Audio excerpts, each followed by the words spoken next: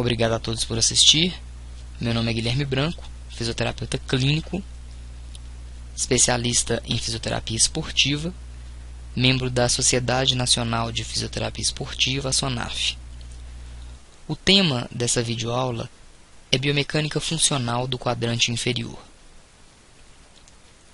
A cintura pélvica é responsável pela conexão anatômica e pela transmissão de forças entre os quadrantes superior e inferior do sistema musculoesquelético e, por isso, afeta o alinhamento desses segmentos. O alinhamento e o movimento do complexo lombopélvico depende da integridade do sistema osteoligamentar, da adequada interação entre os músculos e a fáscia e do controle neuromuscular adequado. A posição pélvica também depende de fatores anatomicamente distantes, tal como o alinhamento das articulações dos membros inferiores durante atividades desempenhadas em cadeia cinemática fechada. A simetria no comprimento de membros inferiores, por exemplo, gera uma inclinação lateral da pelve que pode causar escoliose e outras condições patológicas ou disfuncionais na coluna lombar. Assim, mudanças na postura dos membros inferiores pode levar à presença de alterações posturais no complexo lombopélvico, aumentando o risco de desenvolvimento de dor lombar, por exemplo. A postura dos pés em ortostatismo pode influenciar no alinhamento pélvico e, consequentemente, na postura da coluna. A pronação da articulação subtalar é um movimento triplanar que, em cadeia cinemática fechada, é caracterizada pela adução e flexão plantar do talos e eversão do calcâneo. A adução do talos leva à rotação interna do membro inferior e a eversão do calcâneo, associada à flexão plantar do talos, leva a uma redução funcional do comprimento do membro inferior. Na presença de uma eversão pronunciada do calcâneo, uma medida comumente utilizada para avaliar a pronação excessiva, o membro inferior assume uma rotação interna excessiva com redução do seu comprimento e pode alterar o alinhamento da cintura pélvica. A presença bilateral de eversão excessiva do calcâneo pode gerar uma rotação interna dos quadris e, consequentemente, levar a uma antiversão pélvica aumentada e à presença de hiperlordose lombar. A presença unilateral ou assimétrica de eversão do calcâneo produz uma diferença funcional no comprimento de membros inferiores e, consequentemente, pode produzir uma inclinação lateral da pelve para o lado da pronação do pé aumentada, a qual, por sua vez, pode causar um certo grau de escoliose. Assim, a presença de eversão do calcâneo excessiva uni- ou bilateral pode estar relacionada à ocorrência de condições patológicas ou disfuncionais da coluna lombar.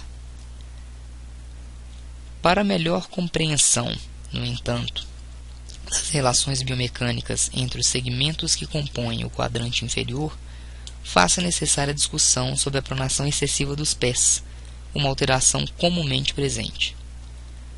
E antes de discorrer sobre a pronação excessiva propriamente dita, é fundamental a discussão sobre o alinhamento ideal do tornozelo-pé. Em cadeia cinemática fechada, a perna, formada pelos ossos da tíbia e fíbula, deve estar perpendicular ao solo. Com a articulação subtalar em neutro, a bissecção vertical do calcâneo deve ser paralela à bissecção vertical da tíbia-fíbula.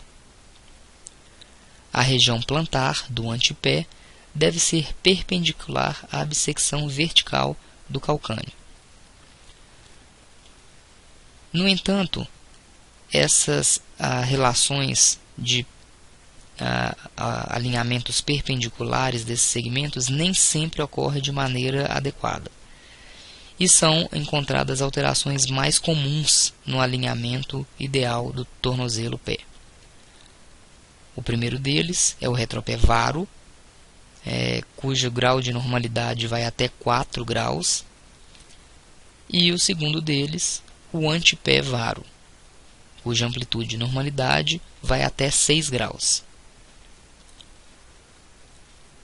Nessa foto, podemos visualizar as duas alterações mais comuns no alinhamento ideal tornozelo-pé, que são o varismo de retropé e o varismo de antepé.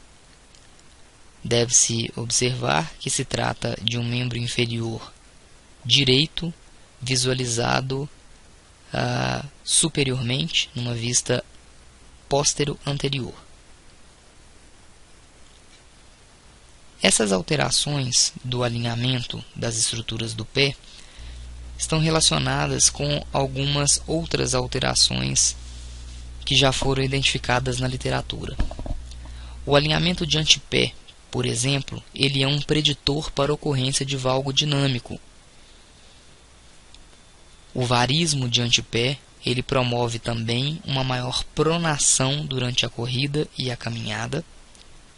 E o varismo de antepé se relaciona com lesões de quadril. Existem duas medidas clínicas para a observação de pronação excessiva.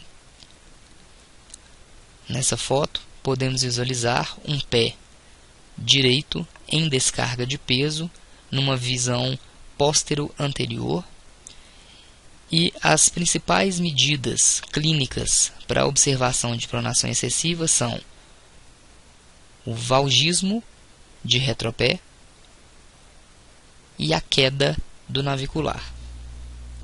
Vale salientar que as medidas de alinhamento do retropé não necessariamente estão relacionadas com a medida clínica para a visualização de pronação excessiva, ou seja, um retropé varo pode provocar um retropé valgo em descarga de peso.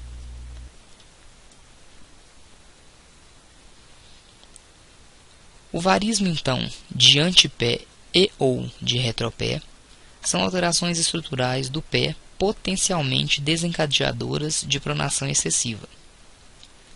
A pronação é um movimento triplanar que fisiologicamente ocorre nas articulações subtalar e transversa do tarso, permitindo ao pé realizar suas funções de absorção de choque e acomodação às irregularidades do terreno. Entretanto, quando esse movimento é excessivo, pode causar inúmeras disfunções ao sistema músculo-esquelético corporal. A pronação excessiva pode gerar sobrecarga na cabeça dos primeiros metatarsos, principalmente durante a impulsão da marcha e da corrida, levando ao desenvolvimento de lesões.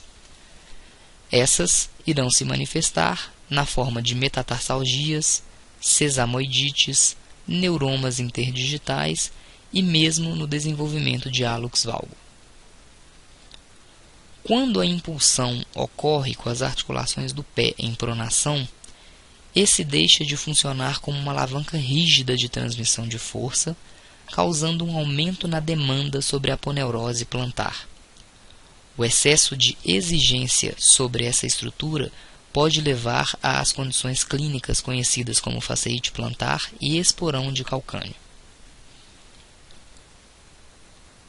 Na tentativa, então, de evitar os movimentos de pronação excessiva, músculos como o tibial anterior, tibial posterior e o extensor longo do hálux podem ser sobrecarregados, predispondo à ocorrência de síndromes compartimentais, periostites e tendinopatias. Juntamente com a pronação, devido à rotação medial do talos sobre o calcânio, ocorre rotação medial da tíbia e do fêmur. Esse movimento pode levar a um encurtamento de estruturas retinaculares, com consequente alteração da posição patelar. O mau alinhamento patelar, por sua vez, predispõe ao desenvolvimento de tendinopatias do ligamento patelar, do tendão do quadríceps e de síndromes patelofemoral. Na tentativa de desacelerar a rotação interna do membro inferior, pode-se sobrecarregar excentricamente o músculo sartório, com o potencial de desenvolvimento de patologias em seu ventre ou em sua inserção, comumente caracterizado por uma bursite anserina ou bursite da pata de ganso. O movimento de rotação interna femoral gera uma antiversão pélvica que desencadeia uma sobrecarga nas estruturas da coluna vertebral. Essa sobrecarga pode causar lombalgias idiopáticas ou mesmo herniações discais. Nesta visualização, podemos identificar a presença de movimentos assimétricos do lado direito e do lado esquerdo dos pés. Pode-se notar, então, durante a fase de apoio e de impulsão, a presença da pronação excessiva à direita. A principal dica para identificar a relação da pronação excessiva com movimentos dos segmentos mais proximais do membro inferior é a realização de uma análise segmentar.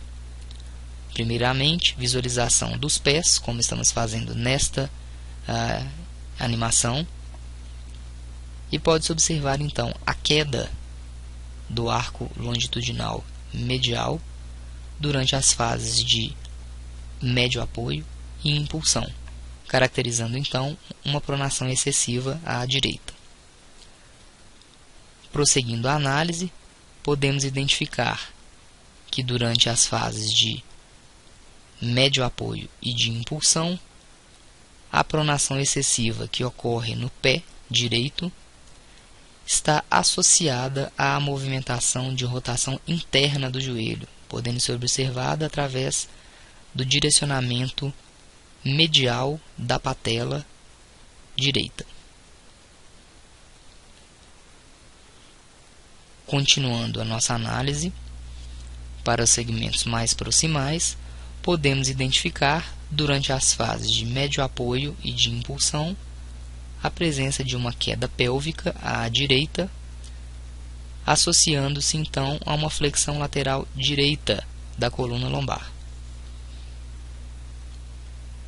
Além do mais, pode-se observar o movimento de rotação interna excessivo do fêmur direito em relação ao fêmur esquerdo.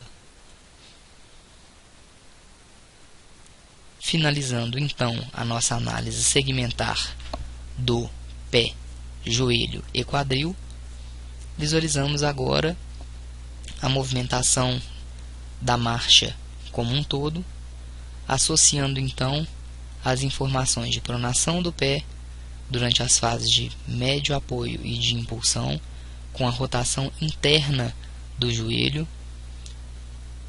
com uma tendência à valgização do mesmo, associado a uma rotação interna do quadril, queda pélvica e flexão lateral da coluna lombar, que pode ser identificada inclusive através da projeção do tronco do paciente.